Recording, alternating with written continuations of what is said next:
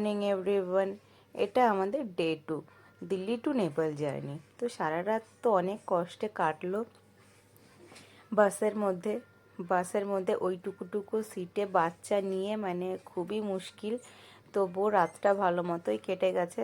ছেলে আর রাতে ওঠেনি, অত জ্বালাইনি, আর যদি উঠতো জ্বালাতন করতো তাহলে তো খুবই মুশকিল ছিল।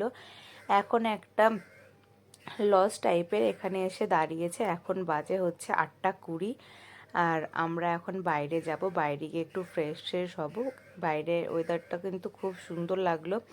বাসের মধ্যে তবু তো ঠান্ডা লাগছিল, এখানে এসে একটু বেশ রোদটা লেগে একদম রিফ্রেশ লাগছে। তো হাত মুখটা ধুয়ে নিতে হবে। সারা রাত বাসের মধ্যে অনেক কষ্ট হয়েছে, গা হাত পা ব্যথা হয়ে গেছে। বাসে আসলে এই একটা প্রবলেম, গা হাত পা তো ব্যথা হবে, কিন্তু দেখো এত সকাল সকাল বেশ পরিবেশটা খুব সুন্দর লাগছে, আর অত ভিড়ও নেই, কিছু নেই। এই যে সবাই বাথরুমে লাইনে দাঁড়িয়ে রয়েছে, আর এই যে তোমাদের দাদা ভাই আর ছেলে বাথরুমে লাইনে দাঁড়িয়ে আছে। ওদিকে ভিড় জন্য আমি আর লাইনের ওখানে না দাঁড়িয়ে একটু দূরে দাঁড়িয়ে একটু ভিডিও বানিয়ে নিচ্ছিলাম। আর ছেলের বাবা তো দুজনে হার্ড দেখিয়ে একদম দুজনা খুবই খেলা করতে ব্যস্ত। তো আমি একটু চারিপাশটা দেখে নিচ্ছিলাম যে কেমন জায়গাটা। এখন যে আমরা কোথায় এসে দাঁড়িয়েছি আমরা কিন্তু জানি না। তো ওখান থেকে আমরা একটু ফ্রেশ হয়ে চা খেয়ে তারপরে আবার বাসে উঠে পড়লাম। কেন এখনও অনেক রাস্তা বাকি, কখন যে গিয়ে পৌঁছাবো তার ঠিক নেই। আমাদের বাসটা লেট করে দিয়ে আমাদের এত প্রবলেম করলো, কি আর বলবো। তো সকলে বলছে রাত হয়ে যাবে, কত রাত হবে কি হবে কিছু বুঝতে পারছি না। আর সকালে কিছু বেশি হেভি খাবার খেয়েও যাওয়া যাবে না, তখন বেশি খাবার খেলে আবার প্রবলেম হতে পারে। আর দেখো সারাদিনে আর কোনো ভিডিও ক্লিপ আমি নিতেই পারিনি। ছেলে তো ফোন দেখার জন্য বায়না করবে যদি ফোন বের করি, তো তার জন্য আর আমি ফোনটা বের করি না। ফোনটা ব্যাগের মধ্যেই রেখে দিচ্ছি, কোনো দরকার হলে বা কাউকে ফোন করার দরকার হলে সেটুকুই। আর আমরা এখন পৌঁছে গেছি পুরো একদম লাগেজ ট্যাগেজ চেকিং করার জন্য।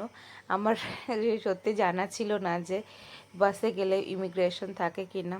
আমি যখন একবার ফ্লাইটে গেছিলাম নেপাল, তখন ইমিগ্রেশন তো বাস থাকেই। তো আমরা পাসপোর্ট দেখিয়ে ইমিগ্রেশন কমপ্লিট করে, আর এই যে আমাদের বাসে এখন সমস্ত লাগেজ তুলতে হবে। এর একটা জিনিস ভালো লাগলো যে এখানে লাগেজগুলো খুলে খুলে দেখলো না, এরা সেই ইলেকট্রিক যে মেশিন তার মধ্যে দিয়ে একবারে চেক করে নিল, বেশি প্রবলেম হয়নি। তো কিন্তু এই ভারী ভারী লাগেজ টানা নামানো বের করা ওঠানো তোলা বাস এই একটা প্রবলেম। তো আমাদের ইমিগ্রেশন পার হয়ে গেছে, আর আমাদের বাস আবার ছাড়ছে। কখন পৌঁছাবো জানি না, সেরকম সারাদিনে কিছু খাওয়া হয়নি। আমরা জাস্ট নর্মাল চা পানি যেটা হয় আর কি, নর্মাল বিস্কিট চা এগুলোই খাওয়া দাওয়া করেছি, ভাত খাওয়া হয়নি। এবার কখন খাওয়া হবে জানিও না। আর এই যে এই ইমিগ্রেশন পার করে এসে এই পাহাড়ের রাস্তা দেখে আমার তো পুরো মাথা নষ্ট।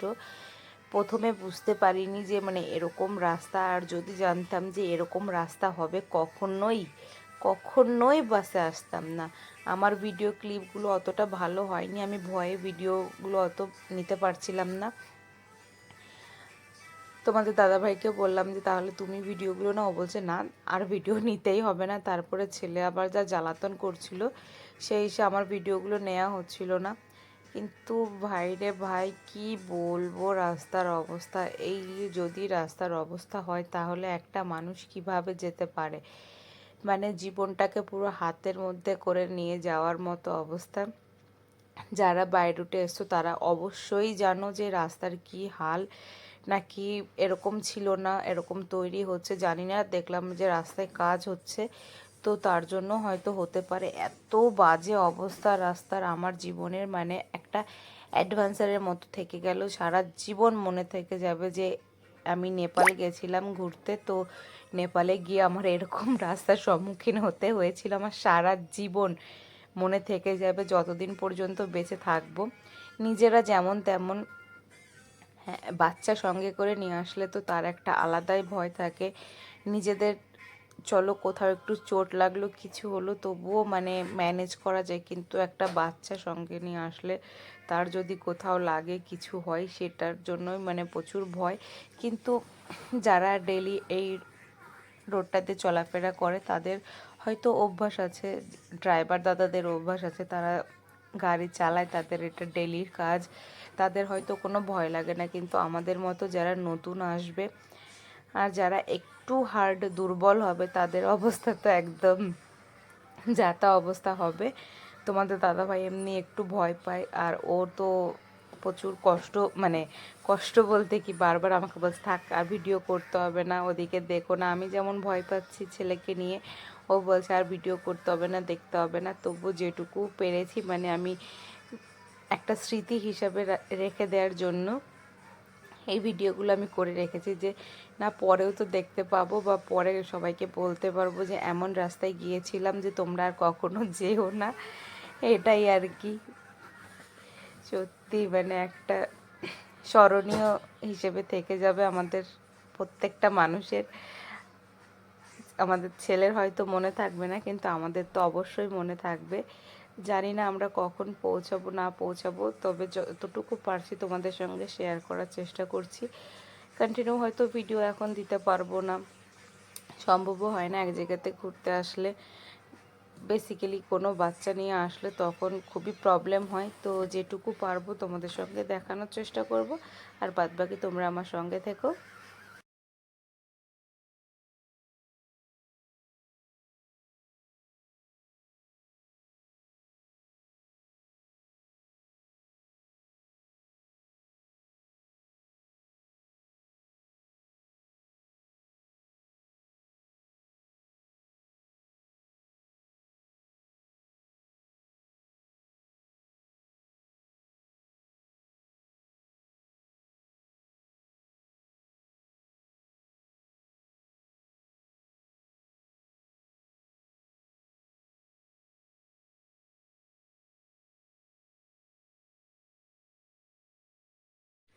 এখন হয়তো রাত আনুমানিক 11টা, 11:30 হবে।